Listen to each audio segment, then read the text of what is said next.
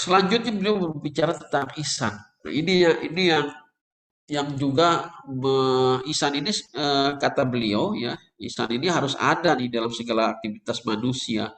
Jadi ak- ini kalau bahasa Inggrisnya itu eh, form over substance. Ya. Jadi kalau kita bermuamalah itu tidak hanya melulu ngomongin sempurnanya akad, akadnya terpenuhi. Ya, udah selesai akad terpenuhi berarti halal. Belum sampai situ. Harus ada aspek kemanusiaan di dalam kita bermuamalah, berinteraksi dengan manusia. Ya, nah, itu dengan ihsan. Menurut beliau dalam Ihya, ya, ihsan itu adalah perbuatan yang bermanfaat kepada orang yang melakukan muamalah. Sedang perbuatan itu sebenarnya tidak wajib, ya. Tapi pada level kemanusiaan, ingin menolong. Ya, ya. Ini beberapa contoh yang beliau mengutip beberapa asar misalnya. Misalnya Ali, ya, Khalifah Ali radhiyallahu anhu berkeliling di pasar Kufah, ya, karena Kufah itu menjadi ibu kota di masa Ali bin Abi Thalib, ya. Dengan tongkat pemukul di tangan saya berkata, wahai para saudagar, ambillah yang benar, niscaya kamu selamat. Janganlah kamu menolak keuntungan sedikit, maka kamu tidak akan menolak keuntungan yang banyak. Ya. Di sini ada penjelasan. Ya. Imam Ghazali menjelaskan di kitab yang lain misalnya, ketika ada orang yang miskin yang beli, ya, dia hanya mampu dengan segitu. Ya. Dia pengen menginginkan barangnya, tapi dia hanya mampu membeli itu. Seharusnya sebagai seorang pedagang ada nilai musahamah, nilai kemurahan hati. Ya, tidak hanya mengejar keuntungan semata, tapi menolong orang itu. Ya, ya, dengan harga yang dia mampu. Ya. Makanya di sini kata Imam Ali, ya tidak perlu mengambil keuntungan sedikit itu ya tidak menguntungkan, gitu ya. Karena ada keberkahan yang lain sebenarnya dari itu, ya. Ya, ya mungkin usahanya tidak tertimpa bencana dan sebagainya, ya. Ya. Kadang-kadang kita melakukan usaha itu kan pada orientasinya keuntungan, ya. Ya. Sebenarnya orientasinya bukan keuntungan, harusnya keberkahan. Keberkahan itu artinya ziyadatul khair, bertambahnya kebaikan yang sustain. Itu adalah keberkahan. Itu yang kita inginkan. Ya, gitu. Ya. Contoh yang lain misalnya ini, ya. Ini kutipan dari IHA semua, ya. Ya, saya sampaikan. Beliau mengutip dari asar tentang Abdurrahman bin Auf, ya, orang kayanya Madinah nih. Ada orang yang menanyakan kepada Abdurrahman bin Auf, apakah sebabnya Anda ini Abdurrahman bin Auf menjadi orang kaya? Nah, yang dilakukan apa nih? Nah, ini tarekatnya Imam Abdurrahman bin Auf dia. Ada tiga kata Abdurrahman bin Auf.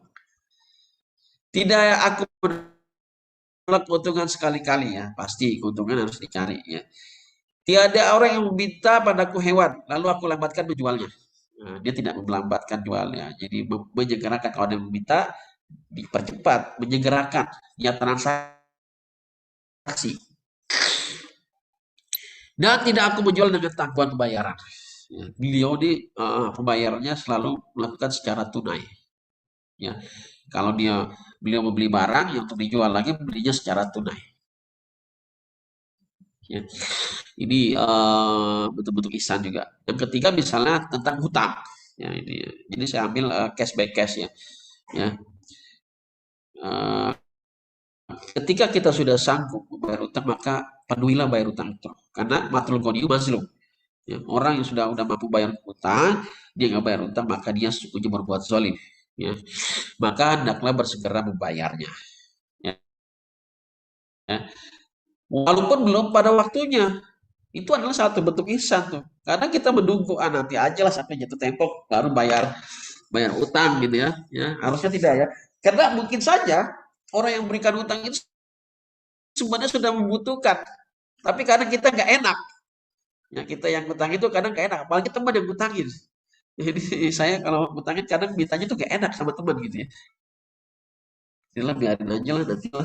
Kalau dia ingat dan sebagainya gitu, ya. Ya, ya. Ya, dan hendaklah menyerahkan yang terbaik dari apa yang disyaratkan kepadanya, yang terbagus ya. Dan kalau belum sanggup, maka hendaklah berniat orang berutang itu, yang berniat akan membayarnya manakala telah sanggup nanti ya. Nabi Muhammad SAW bersabda, barang siapa berhutang dengan suatu hutang dan berniat akan membayarnya, niscaya diwakilkan oleh Allah beberapa malaikat yang akan memeliharanya dan mendoakan untuknya sehingga ia membayar hutang itu nanti. Ini juga penting ya, kita berhutang harus niat untuk melunasinya. Nah, kadang ini kita ngutang tapi tidak disertai niat untuk melunasinya. Nah, ini juga satu yang salah. Nah, di penjelasan yang lain lebih lebih lebih dahsyat. Orang yang mengutangin, selama orang yang diutangin belum bayar, maka posisinya adalah sedekah. Ya. Sampai orang yang belum bayar, posisinya adalah sedekah. Maka selama itulah kita akan mendapatkan pahala. Ini sangat luar biasa konsep hutang itu. Ya, kodulasan, makanya itulah pinjaman terbaik kodulasan. Jadi kita jangan mengharapkan, makanya dalam konteks hutang itu nggak ada itu tambahan. Karena sesungguhnya sudah ada tambahan. Tambahannya tidak terlihat berbentuk pahala. Itu kalau hutangin ke orang lain, itu sudah ada interestnya, tapi interestnya dalam interest kan tambahan. Tambahan itu dalam bentuk pahala, bukan dalam bentuk materi. Ya, sampai orangnya itu bayar nanti. Kalau dia sampai tidak membayar ya, kemudian kita ikhlaskan, itu ada hadis yang lain, maka levelnya sudah seperti ini ya, jihad fisabilillah itu kita membantu orang gitu ya, terutama membantu orang memang untuk keperluan untuk memenuhi doruriatnya. Ya.